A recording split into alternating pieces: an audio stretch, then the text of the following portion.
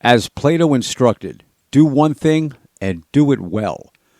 The world will beat a path to your door when you have established yourself as the person for a particular task, and whatever that task may be. This is the Think Your Reality podcast, episode number 60. Hang on, here we go. Your destiny is by your design. Getting what you want in your professional life is gained by following a series of steps created by your mindset. Are you ready to start the journey? This is the Think Your Reality podcast. Here's Mike Sims. Hi, it's Mike Sims, and this is the Think Your Reality podcast. Always grateful to have the opportunity to talk to you. And my hope is that the words that I say to you resonate with you and get you even just a couple of steps closer to living the life you really do deserve. We rarely do anything if we lack the emotion or don't care enough about it. I think that's a gospel truth here.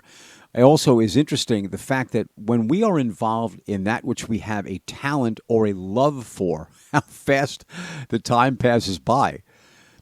It's demoralizing when we are a square peg in a round hole and we become what I call clock watchers.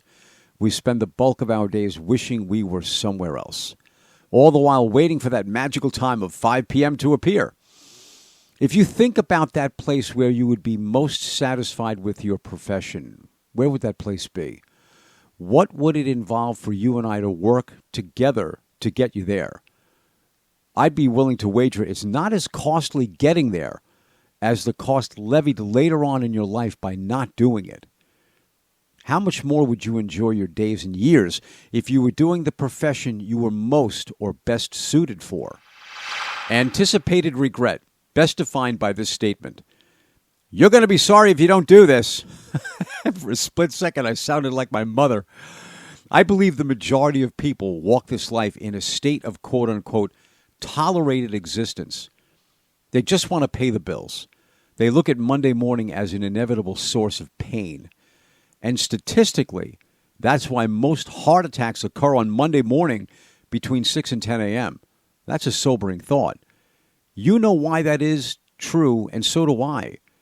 You deserve more than this way of life. And I'm excited at this podcast encouraging you to do what you were divinely designed to do. And the time to do it is now. Tomorrow is absolutely not guaranteed. The word now, N-O-W, or no other way. You cannot afford to be the one who is sorry for that which you did not attempt to do in your life. The perceived payment of stepping out of your comfort zone and venturing into the unknown is infinitely less frightening than getting to the end of your life and realizing you fell far short, or the perceived hardships of attempting were nothing at all to be concerned about. In the absence of doing something, you'll do anything. I believe this is good and bad at the same time. Let me explain. If you are involved in a job because you have the need to pay your bills, I applaud you. I think there's something very noble about acknowledging your responsibilities and doing what's necessary to meet those needs. My concern is that you may remain in that mode for too long. We have discussed this in previous episodes. You can steal time from non-essential activities and invest them in your life's goals. If you are working to provide for you and your family while you are pursuing your calling, you are well on your way to being in the minority of those that have won the game of life. And the world is a better place for you having walked this earth. How's that for an accolade? Your success enriches the lives of countless numbers of people, gives your life incredible meaning and the license for others to emulate you. You will become the source of inspiration for others achieving motivation and their success. You are, in fact, the beginning of a positive vicious cycle for countless numbers of people. Now it's time to take a dip.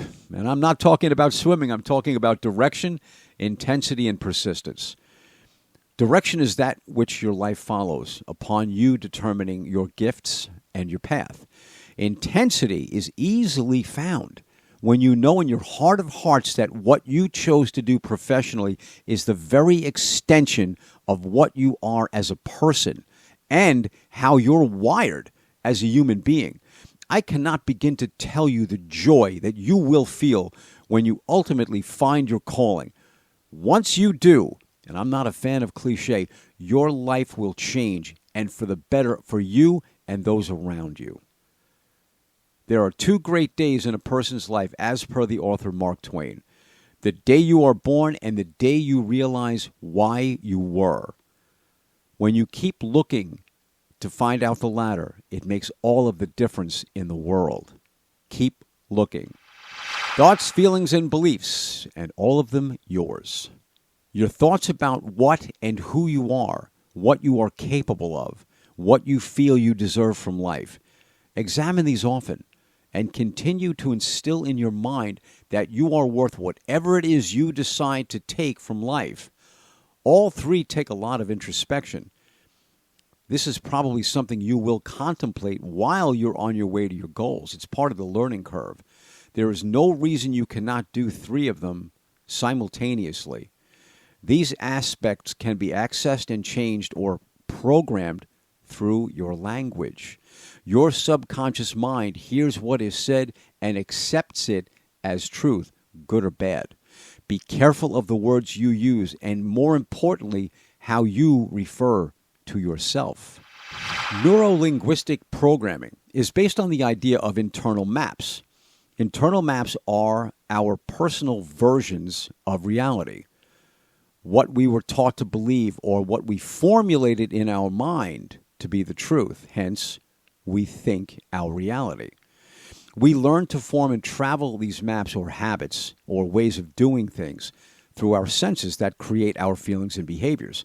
They can be either through hearing, visually, or our sense of smell or taste. With the help of NLP, it is possible to modify any subconsciously created limitations of our individual maps or habits. In this instance, you generate a new experience or habit. Do the research on NLP and see if I'm right and use it to your advantage. Modeling or emulating successful people provides avenues for copying their accomplishments in order to introduce success into your own life. We can model any skill or behavior by adopting the underlying beliefs and thought processes and applying them to our lives and goals. Environment, the setting and people that surround us, is the lowest NLP logical level and the easiest one to modify. Be aware of those you associate with. Simply changing something in the environment, the people you're hanging out with, the place you work, or the network can eliminate triggers and modify addictive, obsessive, or non-productive behaviors. Birds of a feather, as the expression goes. Identity is an evaluation of our ability to implement changes. What do you identify with? This is a loaded question in this day and age. I know you understand I'm not relating to any gender identity here. Your identity can either be positive or negative. What did you decide they were, and what are you? Are you positively charged about your hopes and dreams, or have you still given fate the power to dictate your path? What are you going to do differently? Change comes from the decisions you make and carrying out of those steps. We all want new, and yet we adhere to the tried and true. Identify with a winner and think of yourself this way. You have every right to. The body goes where the mind says it deserves to be. My name is Mike Sims. This is the Think Your Reality podcast. Have an absolutely awesome day. You deserve nothing less.